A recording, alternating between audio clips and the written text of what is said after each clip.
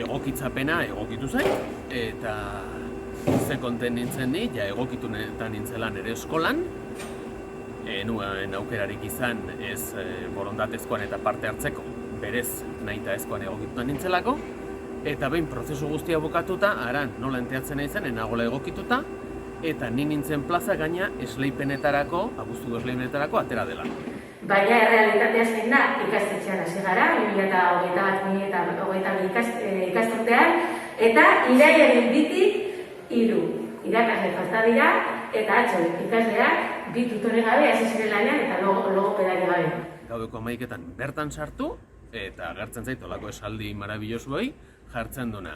Ez dituzu bertan parte hartzeko baldintzak betetzen. Gorputz hezkuntzako irakasle ohia dinot finkatu nahitelako lehen hezkuntzan, da nik genuen hori aukeratu, eta bueno, zein izan da sorpresa, irailean etorri dela beste irakasle bat, lanpostu bakarra zegoen lehen hezkuntzan jornada osoan, eta beste bat bidale, ditaz aparte beste bat.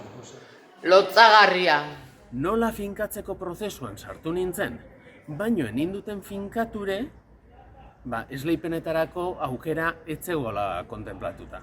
Goiz santu guztia, emailak bidali, telefonoa sutan, dena eta erantzunik ez. Azkenean nazkatuta, delegaritzara agertu nintzen arte.